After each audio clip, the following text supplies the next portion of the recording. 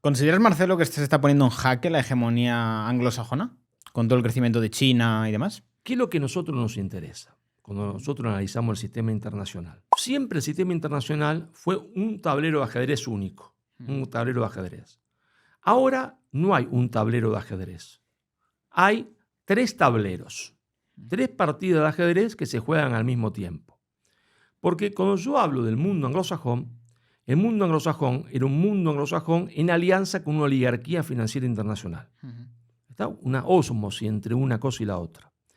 A partir de la revolución tecnológica, la caída del muro de Berlín, el capital financiero internacional adquiere como una especie de autonomía de los estados nacionales, Inglaterra y Estados Unidos, que le habían servido como base de operaciones. Y comenzó a subordinar incluso a sus propios estados. Antes estaban aliados, ahora comenzó a subordinarlos. ¿Está?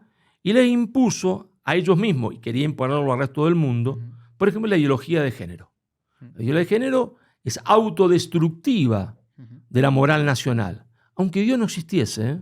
Esto vale aunque Dios no exista. ¿Por qué? Porque en el origen del poder de las naciones siempre hay una fe fundante. Desde los persas, pasando por los romanos, los egipcios, todos tienen una fe fundante. Porque eso es lo que establece la objetividad de valores. Cuando no hay objetividad de valores hay relativismo. Cuando hay relativismo, entonces nadie quiere luchar por nada, porque si todo es relativo, y cuando vos decís que el gallo puede ser gallina porque se le ocurre, y que la gallina puede ser gallo porque se le dio las ganas, por su propia voluntad, es decir, que la mesa no es más mesa porque vos decís que no es más mesa, es decir, que la voluntad puede cambiar la sustancia, la voluntad no cambia la sustancia de las cosas son las que son. Por más que yo quiera dormir sobre esta mesa, sigue siendo una mesa. Yo quiero orinar sobre la mesa, usted orine, pero sigue siendo una mesa. No cambia, se entiende, el deseo, la sustancia de las cosas. Eso es el relativismo absoluto, eso destruye a los pueblos. ¿Y qué pasa? El mundo anglosajón se va a autodestruir. ¿Por qué? Porque hay reacciones, en Estados Unidos, alguna reacción del pueblo inglés. Se ha aplicado sobre ellos el relativismo más absoluto. La oligarquía pensaba que todos los pueblos del mundo iban a aceptar esto. Y los chinos que lo habían aceptado en un principio dijeron, no, pará, que esto nos está destruyendo. Nosotros tenemos 10.000 años de historia, nos vamos destruyendo porque a vos se te ocurre decir esta pelotudez. Acá el gallo es gallo y la gallina es gallina, se acabó. Y después aparece un tipo en Rusia que a vos te quedará simpático, antipático, será dictador, asesino. Está todo bien, lo que vos quieras. Pero dice acá, no, acá el gallo es gallo y la gallina es gallina. Se acabó. Hasta acá no, esto se acabó. Y entonces pasa que ellos pensaban destruir todo el mundo, pero el otro mundo no se ha destruido y ellos se han autodestruido. Entonces, aquellos que a nosotros nos hundieron, que hundieron nuestro transatlántico, esos, no ahora, en la política internacional las décadas son como días, tienen sus días contados. Y yo me alegro mucho, porque esa será nuestra gran oportunidad para reconstruir el transatlántico. Porque antes lo habíamos intentado, siempre fracasábamos. ¿Por qué? Porque el otro tiene mucho poder. Y no porque sea malo, sino porque quien tiene poder no quiere que otro lo tenga, boicoteaba los procesos de reunificación. Lógico, es natural que lo haga, está bien que lo haga de acuerdo a sus intereses, pero no va a tener más poder para eso. Entonces vendrá nuestra oportunidad de reconstruir el transatlántico a condición de que de que descubramos cuáles son las nuevas ideologías de subordinación. Si no la descubrimos, caeremos con ello en su propia decadencia.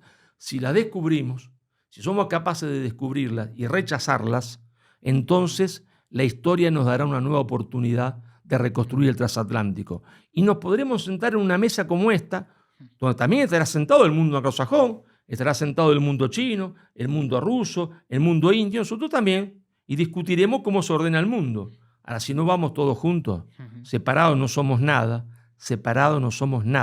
porque el ser, para poder ser, necesita poder. Y entonces nos van a decir qué es lo que tenemos que hacer. Y yo prefiero discutir qué es lo que tenemos que hacer y no que me digan qué es lo que tenemos que hacer.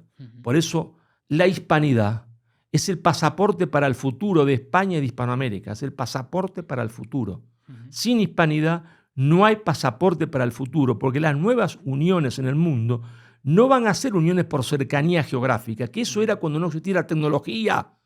Ahora, la unidad, a partir de la revolución tecnológica, va a ser grandes unidades culturales, ¿está? Porque la tecnología destruye la categoría de espacio y tiempo. Eso lo había escrito McLuhan Cuando McLuhan se da cuenta de esto en la década 60, era canadiense, está ahí, escribe su famoso libro, La aldea global.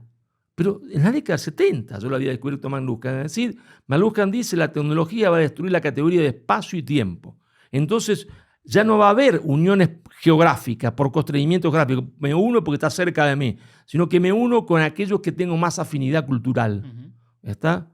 Y entonces se va a formar una humanidad de grandes bloques culturales. Si nosotros somos inteligentes, vamos a ser unos grandes bloques. Y si no, estaremos separados y condenados como siempre. Pero con todo esto tenemos una amenaza importante, sobre todo en Europa, con el tema de la inmigración, porque si te llega masivamente gente con cultura islámica, como está ocurriendo en Francia, está empezando a ocurrir también en España y está ocurriendo en Alemania, por tema de natalidad y geográfico, pues tener una sustitución cultural que de repente te cambie los planes. Vos diste en el clavo, pusiste el dedo en la llaga. Sí. Claro, pusiste el dedo en la llaga, así es. Toda Europa tiene una pirámide funeraria, vive un invierno demográfico. Siempre la cultura determina la política y la política determina la economía. Es al revés de lo que creían los marxistas, que la economía determina la política es la cultura que determina la política y la economía. Cuando un pueblo pierde su fe fundante, cuando todo es relativo, cuando nada vale la pena ser vivido, naturalmente esto es un trabajo inconsciente que se produce en el cerebro. No es que vos pienses en esto. Lo que debo decir, si todo es relativo y después de la vida esta no hay nada, hay que vivir el momento lo máximo posible. Todo molesta. Molesta a la patria, molesta al otro y a la larga también molesta a la familia y a los hijos, porque ¿para qué? Los hijos tengo que pagarle primero la escuela secundaria, después la universidad. Entonces la gente comienza a tener 3 hijos, después 2, después 1, después ninguno y después tiene perros. Pero claro, cuando se produce esto, la economía tiene que seguir funcionando. Lógico. Entonces, ¿qué pasa? Lo que yo explico en Madre Patria, pasa que tiene que llegar un proletariado exterior a ocupar los puestos de trabajo que los otros ya no quieren ocupar o no pueden ocupar. Si ese proletariado exterior tiene una cosmovisión antagónica con la sociedad de acogida, como ese proletariado exterior todavía tiene una fe fundante, no ha perdido sus valores, procrea, mientras que el que lo recibe no procrea. Entonces, en un plazo de tiempo que puede ser calculado matemáticamente, el proletariado exterior, transformado en proletariado interior, llega a ser mayoría. Si tiene una cosmovisión del mundo antagónica con la sociedad de acogida, en un momento determinado, no porque sean malos, va a decir, mira, macho, nuestra cosmovisión es distinta de la tuya. Por eso el Estado laico francés, el Estado laico inglés, el Estado laico alemán, tienen ya fecha de defunción. Se puede calcular esto matemáticamente.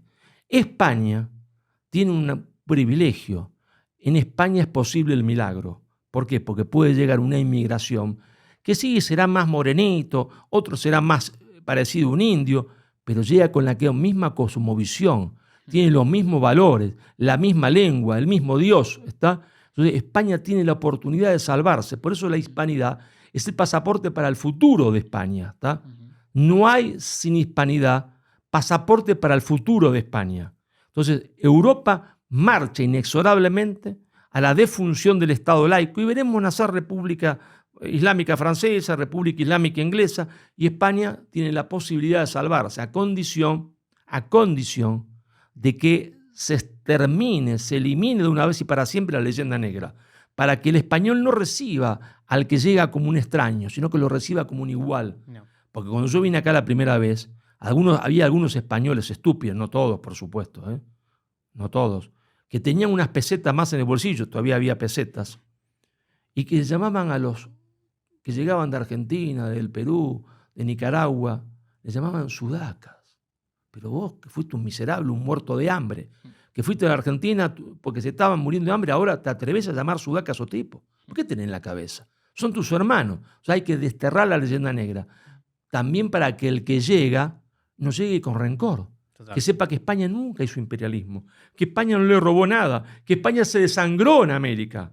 Entonces, si los dos partes comprenden esto, esa integración se integra en un minuto. No necesita ni una semana, ni un día. El tipo baja al aeropuerto en Barajas, al otro día está en un hotel y ya está integrado. Y se puede casar con una española y tener hijos, y se comer un cochinillo, ya está integrado, no necesita ni una semana de integración, está integrado ni bien baja o en baraja, ¿te das cuenta? Total. Entonces, para Europa, para España todavía el milagro es posible. Y hay que gritar con toda la fuerza posible que para España todavía el milagro es posible. Si no entienden esto los españoles, habrá otra inmigración de un proletariado exterior con una cosmovisión distinta que llega, se entiende, a Sevilla y a Granada, y llega, se entiende, a Málaga, y le dice, estas ciudades, le dicen a su hijo, fueron nuestras y volverán a ser nuestras. Entonces España estará perdida. Estaba pensando que igual podemos aplicar la misma estrategia con Estados Unidos. Coges a toda la cultura hispana, la mandas para arriba y lo sustituyes. Bueno, también. si los mexicanos tuviesen conciencia nacional y tuviesen conciencia nacional, primero, ¿qué harían? Primero le pedirían a Estados Unidos que pida perdón, no al rey de España, ¿no? Porque ellos son muy valientes con el rey de España y España. Le dirían al presidente de Estados Unidos, en febrero se cumple siempre un aniversario, no me acuerdo si es el 2 o el 3. Yo soy muy malo para las fechas y los números. Se cumple un aniversario más del Tratado de Guadalupe Hidalgo. Por el Tratado de Guadalupe Hidalgo, Estados Unidos le roba a México el 60 o 62% de su territorio, 2.600.000 kilómetros cuadrados.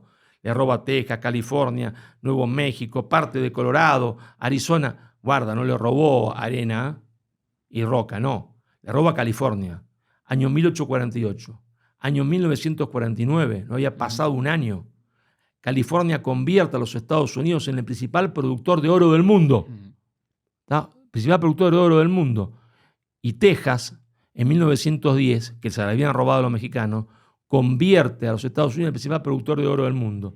Entonces el subdesarrollo de México, la culpa no la tiene España. El subdesarrollo de México, la culpa es de una élite dirigente, una oligarquía, que no supo ni siquiera mantener la herencia recibida.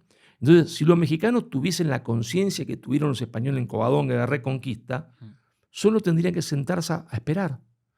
Sentarse a esperar, y al cabo de 40 años, aquel territorio que se les robó volvería a ser de ellos. Pero como ellos tienen un falso nacionalismo, que considera a España como enemiga, pero están de rodillas frente a Estados Unidos, no pueden hacerlo. Pero si ellos no tuvieran ese falso nacionalismo, si entendiesen que México nace con Cortés y con Doña Marina, que ahí es cuando nace México, y que el primer mexicano es el hijo de Cortés y Doña Marina, que se crea una cultura nueva, y estuviesen orgullosos de eso, esperarían como quien espera el billete de lotería. Y todo eso volvería a ser de ellos, sin hacer nada, solo esperar.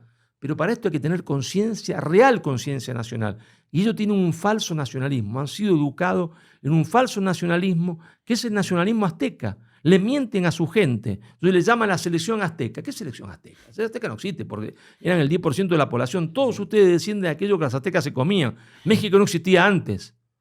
Nace de la fusión entre lo hispano y lo indígena. Nace de esa fusión. Pero ese falso nacionalismo le impide recuperar lo que legítimamente les pertenece. ¿Te das cuenta? Es trágico lo de México.